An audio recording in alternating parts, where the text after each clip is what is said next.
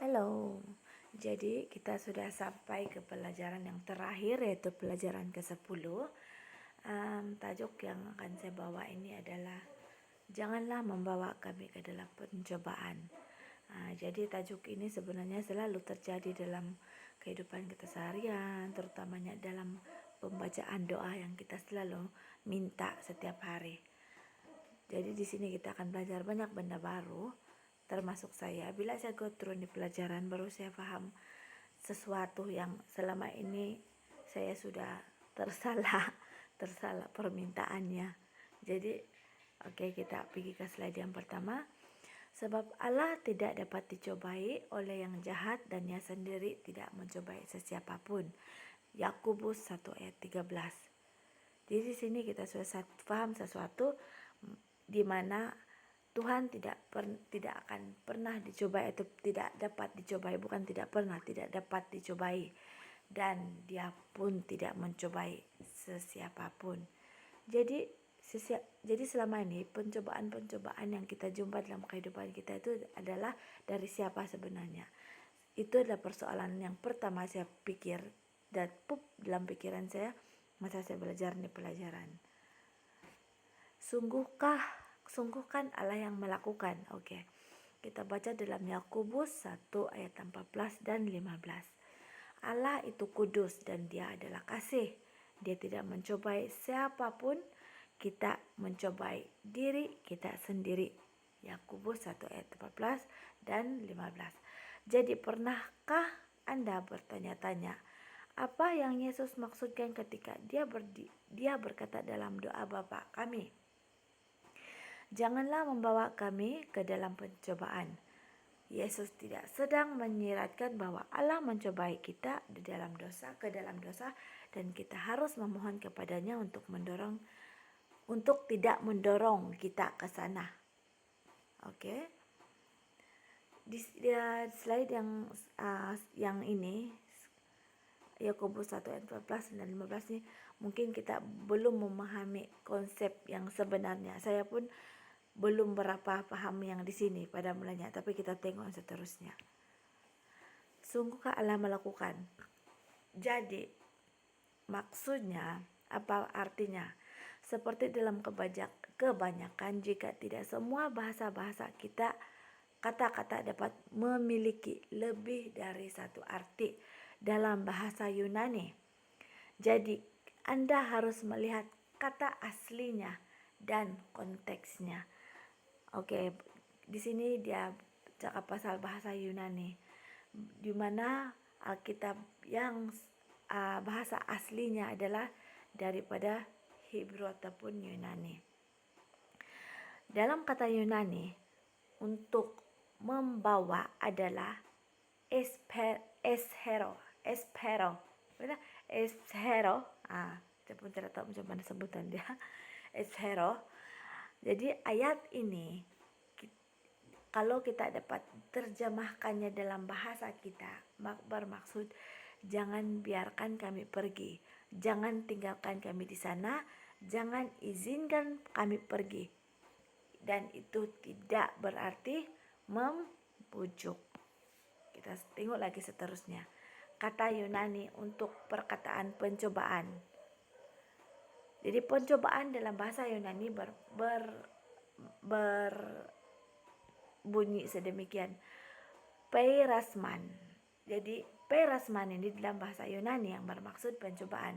Dan kalau kita terjemahkan dalam bahasa kita, dia ialah bermaksud cobaan, ujian, kesengsaraan dan sebagainya. Jadi frasa ini membawa kepada maksud janganlah membawa kami ke dalam pencobaan, dan berarti dan dapat diartikan dalam ayat lain yaitu jangan tinggalkan aku karena sendirian aku akan jatuh ke dalam dosa atau tetap berada dalam dosa yang telah kulakukan. Atau satu lagi, jika engkau menguji aku, janganlah tinggalkan aku sendiri atau biarkan aku tinggal di sana terlalu lama karena ketakutan akan kejatuhan ke dalam dosa.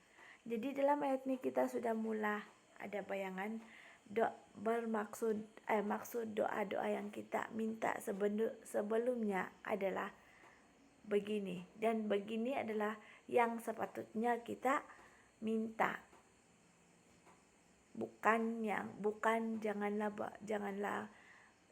Janganlah bawa saya dalam pencobaan, bukan begitu. Jauhkanlah saya dari segala pencobaan.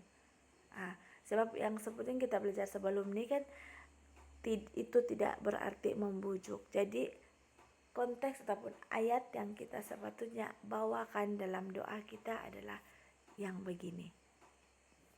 Jadi seterusnya, terkadang Allah mengizinkan atau menempatkan kita dalam situasi tertentu untuk membantu memahami hati dan kondisi rohani kita, untuk membuka mata kita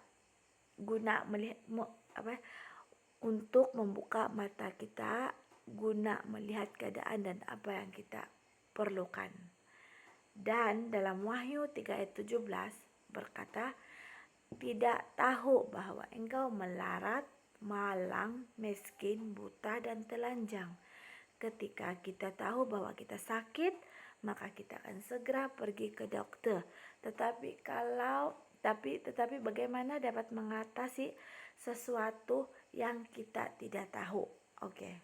Seterusnya,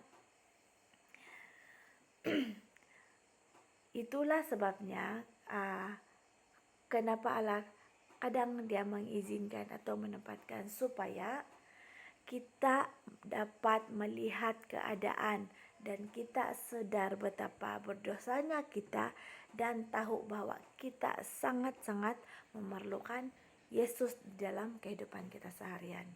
Jadi dalam Ellen G. White punya buku, dia ada kata-kata begini, mereka yang hidup paling dekat dengan Yesus melihat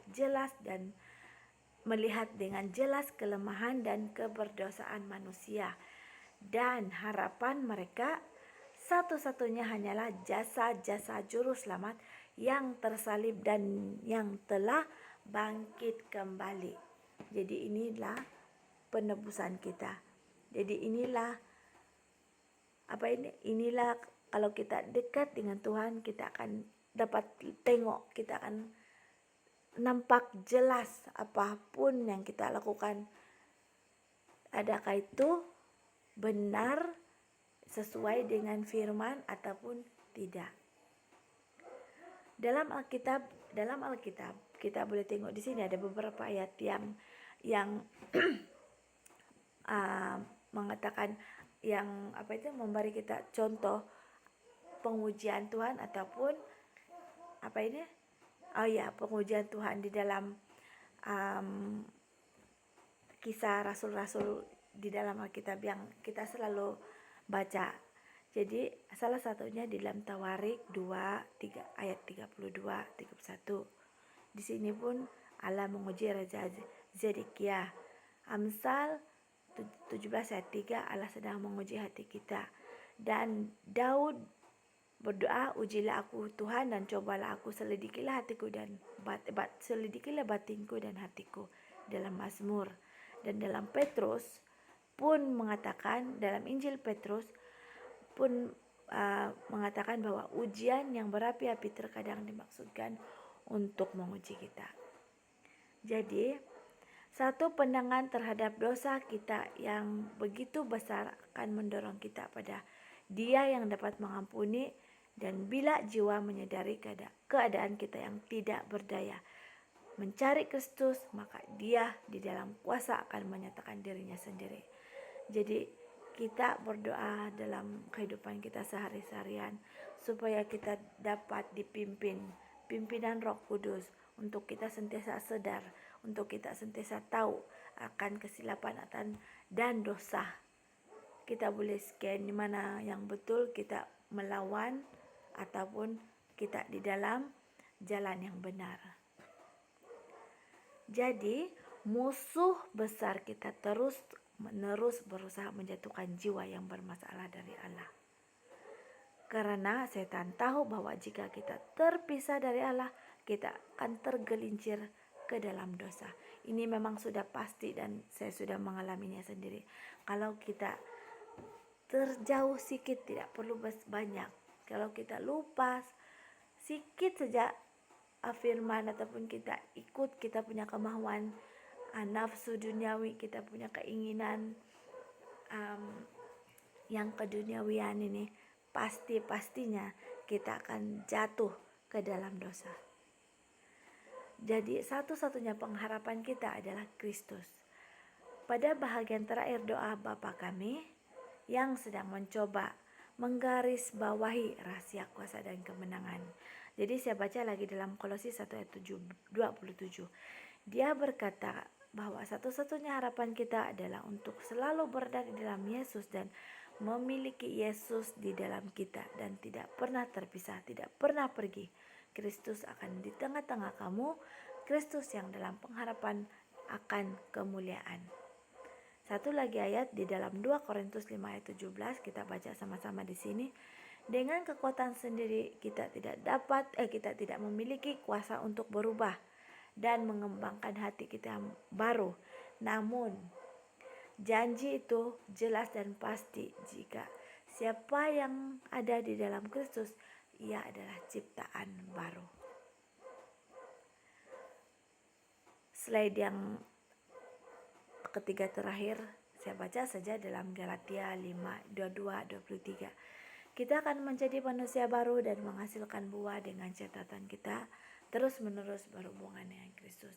Jadi kita di sini dia bilang kita akan menjadi manusia baru dan menghasilkan buah dengan catatan kita harus terus-menerus. Maksudnya kalau kita sentiasa bergantung kepada Tuhan, kita sendiri dan kita punya macam anak kita ataupun keluarga terdekat atau keluarga kita sendiri pun akan tetap, kita akan sama-sama kuat berada di dalam pimpinan Tuhan Yesus.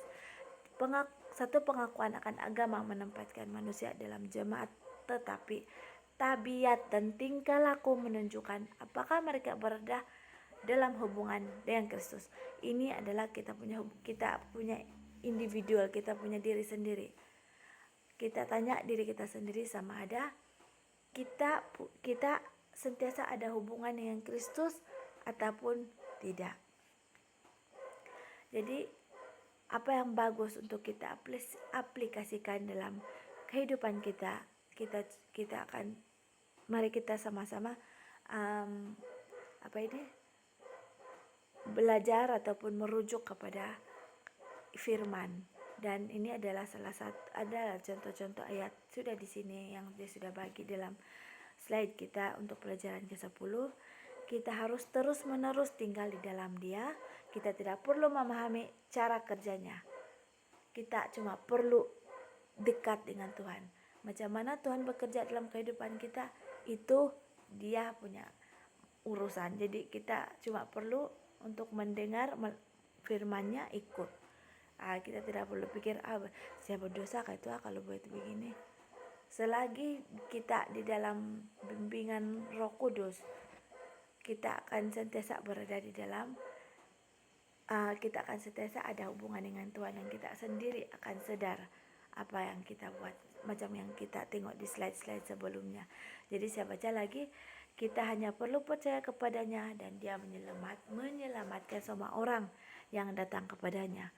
Allah sedang memanggil Anda dan saya dan kamu untuk berdoa tanpa henti, untuk terus-menerus memanggil nama Tuhan, untuk berjalan bersamanya, dan dalam kesadaran terus-menerus akan kehadirannya dan ketergantungan penuh kepadanya untuk tidak terpisah darinya. Itulah satu-satunya kekuatan kita, dan Dia berjanji bahwa jika kita mendekat kepada Allah, Ia akan mendekat kepadamu. Yakobus 4 ayat 8. Jadi kesimpulan di sini untuk pelajaran kita yang ke-10 dan terakhir, satu-satunya pertahanan kita melawan kejahatan ialah dengan kehadiran Kristus di dalam hati kita.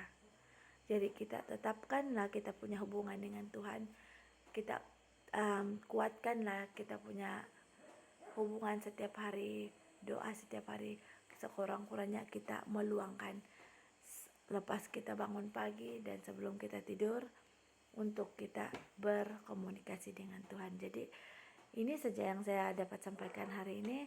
Terima kasih untuk perhatian kita semua. Selamat malam.